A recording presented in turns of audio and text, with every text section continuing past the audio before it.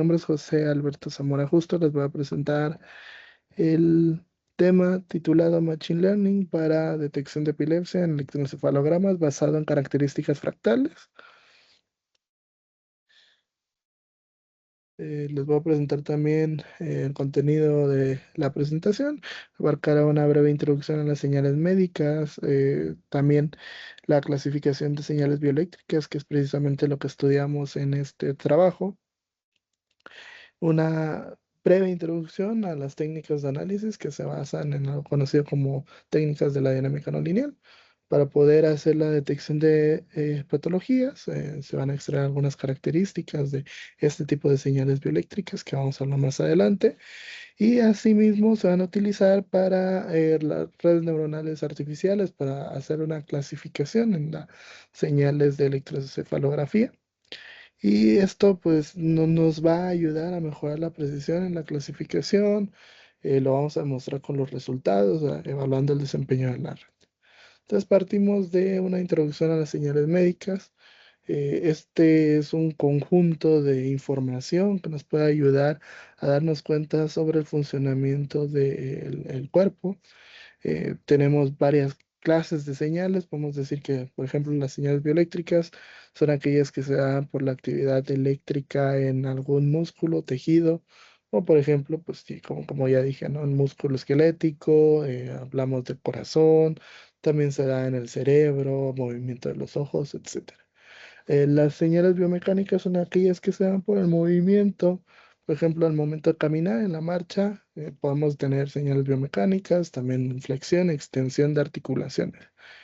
Por otra parte, las señales bioacústicas son aquellas que se dan por, pues, creo que su nombre lo dice, movimientos mecánicos, sonido producido por los tejidos u órganos en el organismo.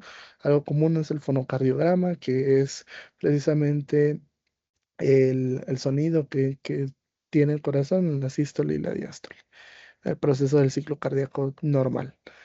También las señales bioquímicas, bueno, estas se pueden dar por movimientos de agentes químicos dentro del organismo. Uno muy popular, por ejemplo, sería el de oximetría. Al medir la saturación de oxígeno, pues estaríamos hablando de una señal biomecánica.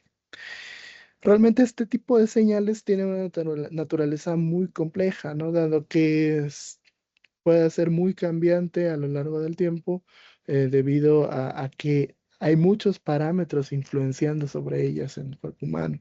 No nada más, bueno, está el estadio de persona sana, persona con alguna enfermedad, pues, o también en lo que estamos haciendo a lo largo del día, puede hacer que haya cambios o haga cambios dentro de este tipo de señales.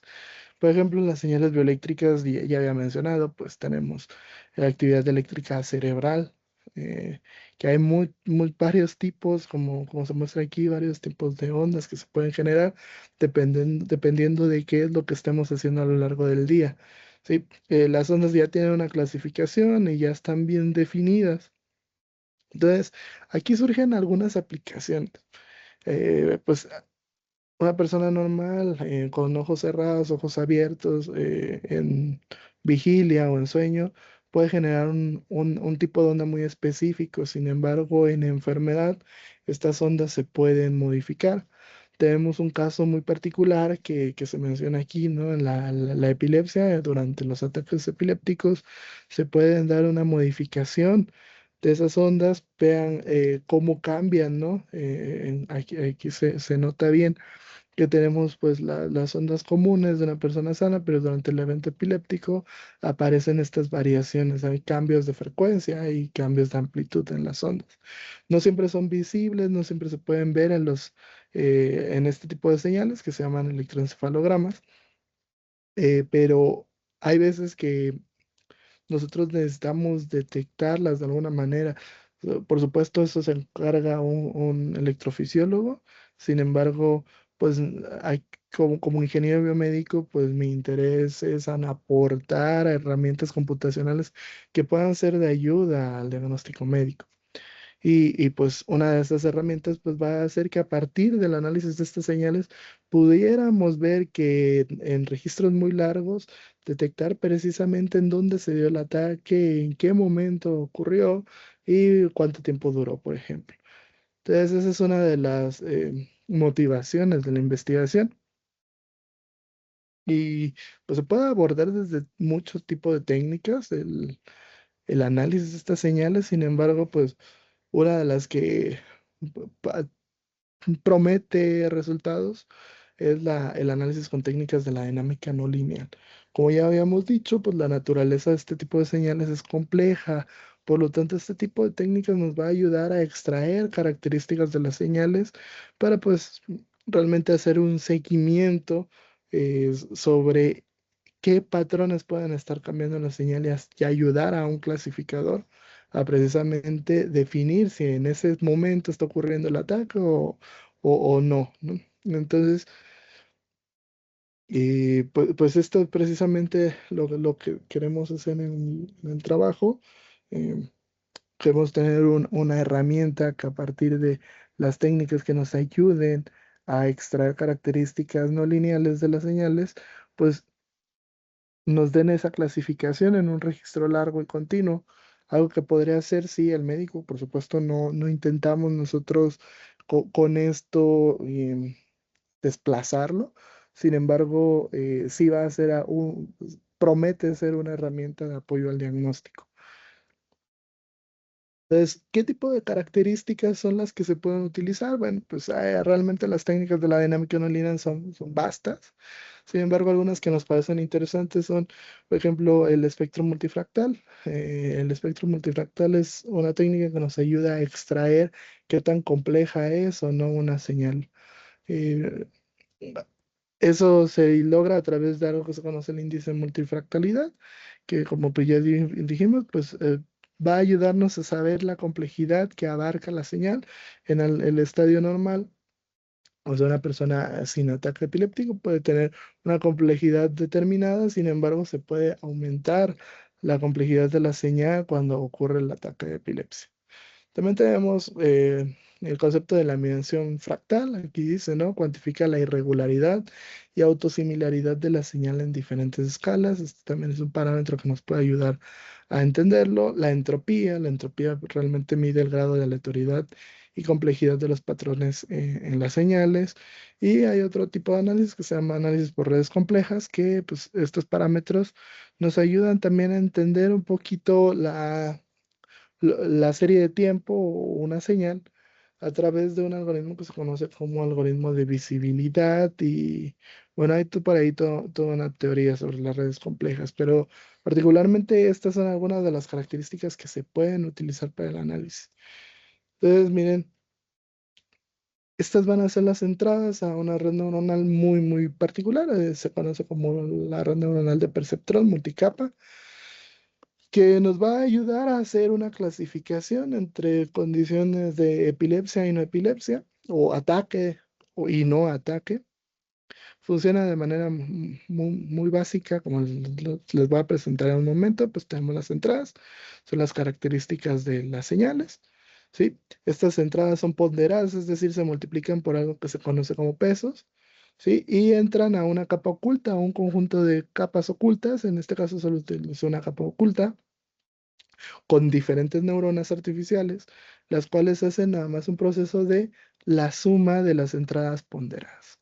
¿Sí? Esa suma de las entradas ponderadas llegan a la capa oculta, pasan a través de una función que se llama función de activación, para posteriormente llegar a la capa de salida. La capa de salida también de alguna manera hace una suma ponderadas de las salidas de la capa de oculta y posteriormente al final nos van a arrojar una predicción o una probabilidad de que pertenezca a cada una de las dos clases, que a través de estas entradas que pertenecen a una señal, nos va a dar, como en este proceso, una salida que, como ya dije, va a ser una probabilidad. Tal vez si metemos una señal de una persona en no a epilepsia, pues la salida puede ser o hubo o no hubo y nos va a determinar con qué porcentaje de probabilidad estamos en cualquiera de esos dos casos. Bueno, por supuesto que esta es una herramienta de aprendizaje máquina, aprendizaje automatizado, basado precisamente en aprendizaje supervisado, dado que la las señales que ya tenemos dentro de este estudio, pues ya fueron tomadas y también ya fueron clasificadas por un experto. Pues la idea aquí es que podamos mejorar la precisión que se tiene en estudios previos sobre la clasificación entre señales que pertenecen a ataques epilépticos y no epilépticos. Eh, esa precisión eh, puede ser mucho mayor si consideramos técnicas que tengan diferencias significativas entre cualquiera de los dos casos de estudio. Sí.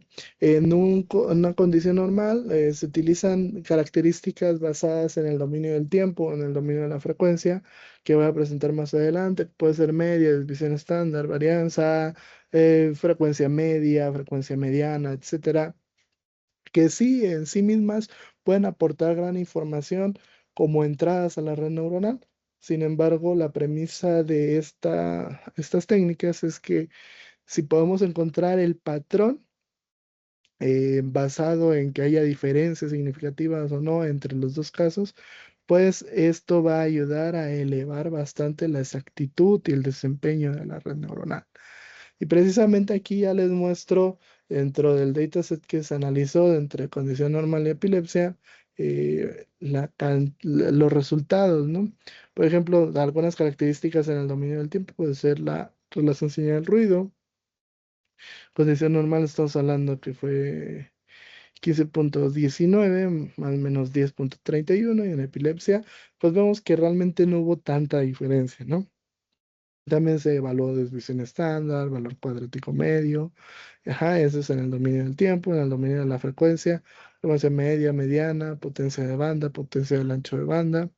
Y ahora sí vamos a hablar sobre el índice de multifractalidad, que estos son los resultados más relevantes del estudio, donde sí se encuentra precisamente una diferencia significativa. El índice de multifractalidad se llama delta alfa, si se conoce, nos dio de 0.0051 para clase normal y de en epilepsia 0.0028. Sí, la diferencia aquí fue estadística, estadísticamente significativa, o prueba de student alfa de 0.05. Hay otros parámetros dentro del espectro multifractal, no había comentado. Por ejemplo, está el parámetro de simetría, se conoce como R.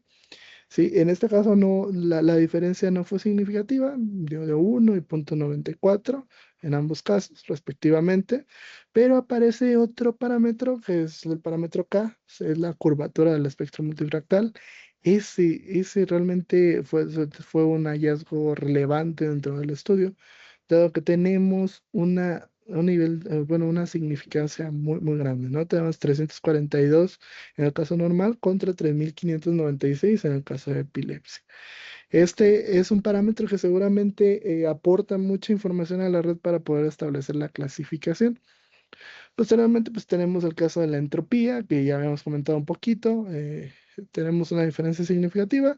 En la pendiente del grafo de visibilidad, la pendiente KM, se conoce así, también aparece un resultado relevante donde encontramos un caso, en el caso normal 472 y en el caso de epilepsia 1114.32. Otro tipo de análisis también involucra el exponente de Horst. No se había mencionado anteriormente, pero en este caso no aportó una diferencia estadísticamente significativa. Entonces lo que hicimos fue, bueno, ya tenemos estas características, ya fueron extraídas de todo el dataset de normal y epilepsia, vamos a meterlos a la red, a ver qué tal funciona, a ver si a través del el uso de técnicas de la dinámica no lineal podemos lograr desempeños altos, cercanos al 100%. Y precisamente es lo que se muestra aquí. Les voy a ir explicando estas imágenes, pues dentro del conjunto de datos que se utilizó para el entrenamiento, obtuvimos un 98.1% de exactitud en el momento de la clasificación, ¿sí? Que fue el entrenamiento, se utilizó el 70% de la base de datos, que consistía en alrededor de 2.000 registros. En cuanto a la validación, el dataset que se utilizó para validación, tenemos un desempeño general de 97.8% en la clasificación. ¿Sí? Cabe señalar que la validación es la que nos ayuda a detener el proceso de entrenamiento para lograr, para evitar el sobreentrenamiento. Posteriormente, bueno, perdón, la validación tenemos un 20% del dataset y por último en el de prueba, el dataset de prueba, tenemos un 96.2% de precisión. Sí, estos resultados realmente tienen bastante potencial, dado que no nos ha reportado una precisión de este tipo, ¿no? Un 96.2% en la base de datos de prueba.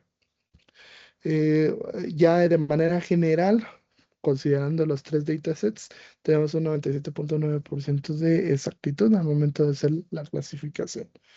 Entonces, realmente lo que aquí demuestra el estudio es que se puede lograr que los resultados de las técnicas de la dinámica no lineal ayuden a tener buenos desempeños en el momento de clasificación. Por supuesto, una parte del trabajo futuro es añadir nuevas técnicas que quizás muestren una diferencia significativa para que aporten más a la red, a que realmente la red pueda funcionar como algo que reconoce el patrón de las señales y así poder lograr algo cercano al 100% de precisión en la clasificación. ¿Sí? Cabe señalar que, bueno, aquí se utilizó el perceptrón multicapa, también otro tipo de trabajo futuro podría ser utilizar cualquier otro método de aprendizaje automático para hacer clasificaciones. ¿Sí? Obviamente, pues basados en este tipo de características, solamente otro tipo de modelos. Sin embargo, los resultados han sido bastante satisfactorios.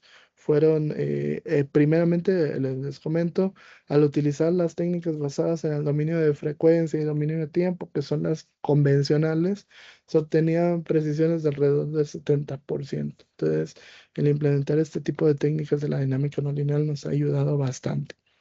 Estas son algunas de las referencias, perdón, que se utilizaron.